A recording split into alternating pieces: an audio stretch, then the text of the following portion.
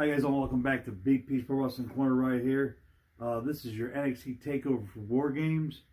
That was a phenomenal event, man. It was great. A lot of great action. Pre-show started out Isaiah Scott Swerve going against Angel Garza. Fantastic match. 4 stars. Garza is picking up the win. But during the end of this match, Leo Rush comes out and nails his ass. And that sets up something else later on down the road. But anyway, yeah. So, but Angel Garza did pick up the win, and I'm thinking that Angel Garza is now the #1 contender again. Since he's beat, and I'm gonna tell you right now, Isaiah Scott Swerve is not an easy guy to beat. You know what I'm saying? He is not an easy guy to beat at all. So it was a fantastic match for him. Or what is it? Isaiah Swerve Scott? I don't know which. It's Swerve Scott. It might be Swerve Scott. I don't know. But anyway, yeah. So that was pretty cool. Next up, man, Team Rhea versus Team Baszler here. You know, the first ever women's War Games match.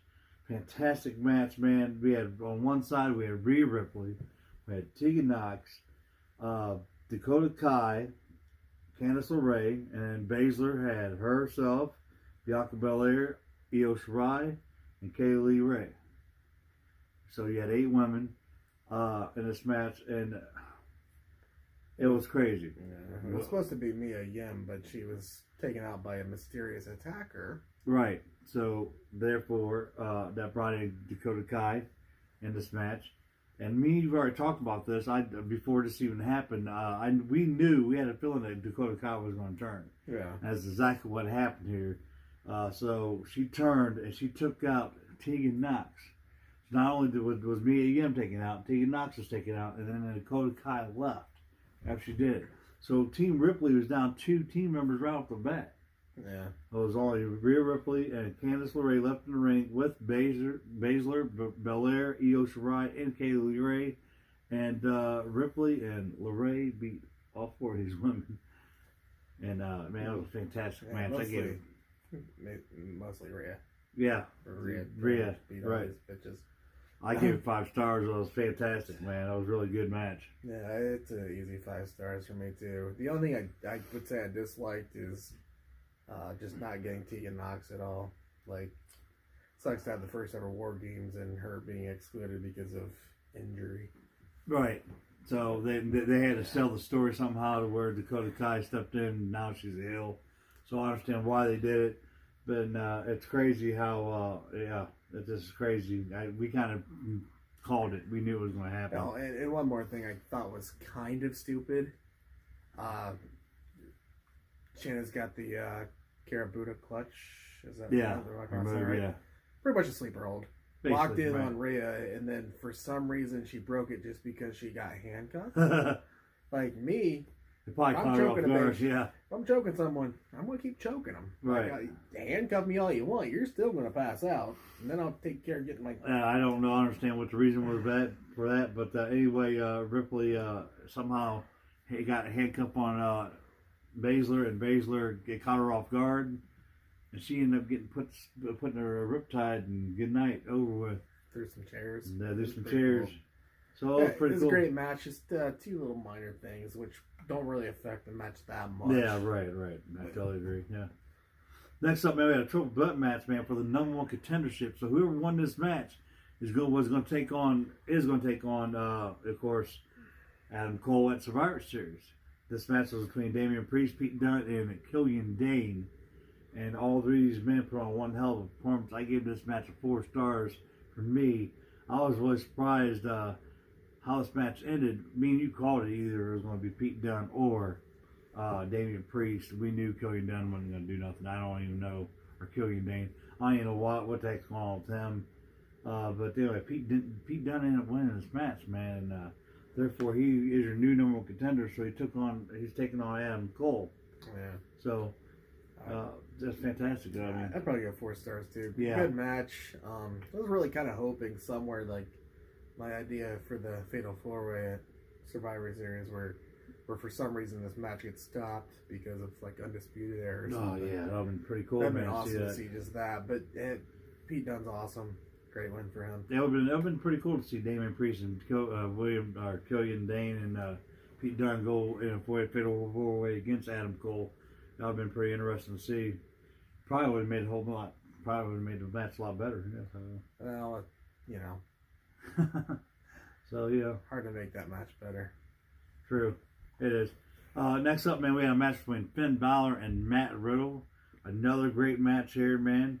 I gave this match 4 stars, and I was really surprised to see Finn Balor go over, but he did. I can't say I was really surprised by it, but I was really surprised by their decision to let this happen because Balor really don't need to win. Riddle is the one that's trying to establish himself here. But I understand why they did it because Balor is now back in NXT. Now he has to reestablish himself back in NXT also. Yeah. So it goes both ways. Either way you can go. I'd say 4.5 on this. I really like these two guys. Yeah, I like them too, yeah. As far as that goes, we got to remember that NXT isn't necessarily building people up anymore. It's about being another competitive brand. Exactly, because they're now a brand of their own. So, yeah. So I totally agree with that. Where before I would agree with you, hey, Finn Balor doesn't need this win, Matt Riddle does. Yeah, because you're trying to build people up. Now, yeah, you're right. So it is like a brand of its own. I get it. Yeah. Yeah, next one was your guys' Wargames match, man. You had Team Ciampa versus Team Undisputed Era here. All 4 members of Undisputed Era, Cole, Fish, and O'Reilly and Strong, took on Team Ciampa, which would consist of course, Tommaso Ciampa, Dominic Dijakovic, and Keith Lee. That was it. They didn't have another guy. They were in this match hot and heavy.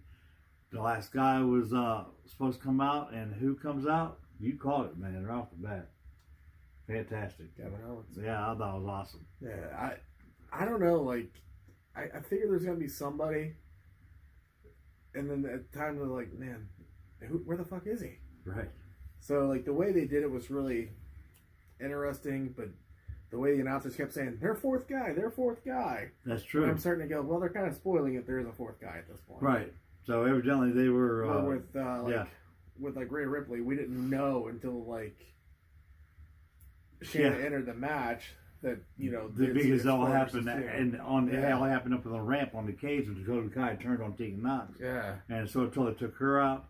Before that, it took Mia Yim out. Then it took Tegan Knox out. Then it took herself out because, of course, she turned on her team. Yeah. And left it too. Yeah, but here, man, I was really shocked to see Kevin Owens to show up.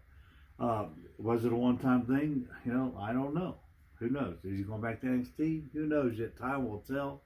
But this is not the only interesting thing that happened in this match. Even though Team Tommaso Ciampa did end up taking the win out of this whole thing, Adam Cole did end up going through a table.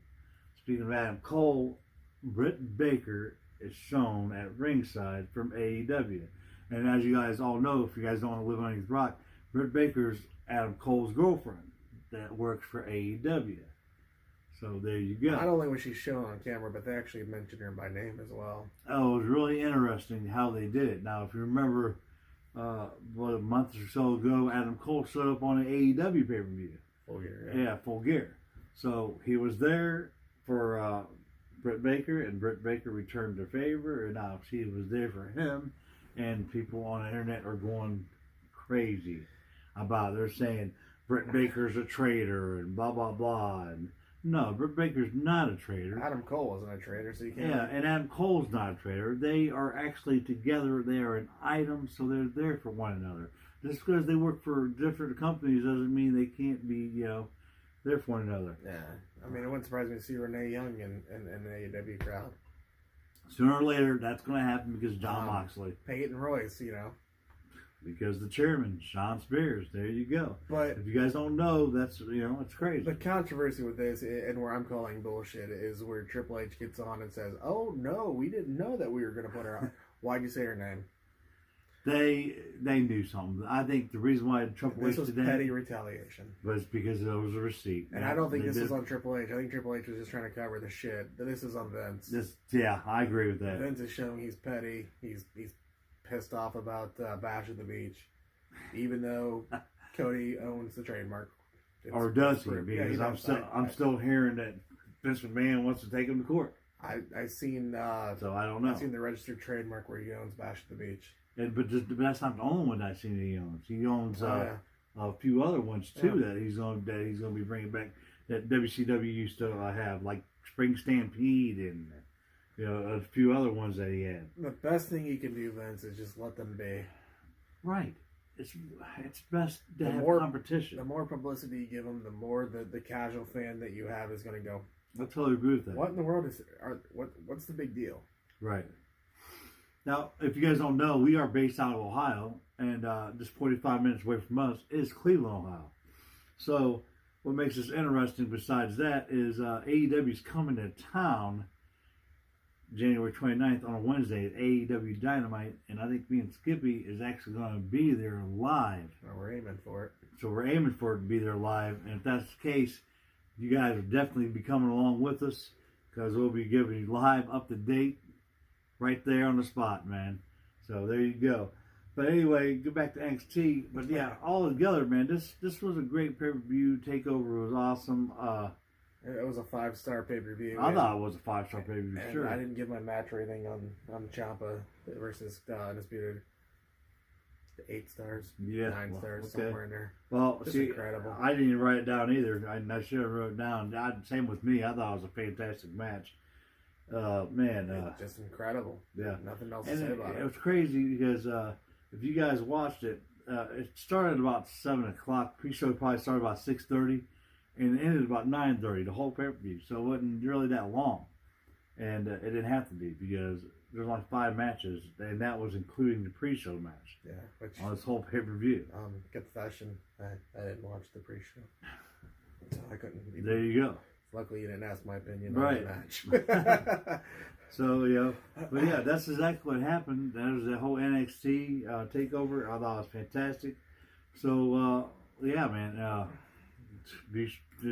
That was it. So we'll just be here with us for our next video, and it's going to probably be the Survivor Series.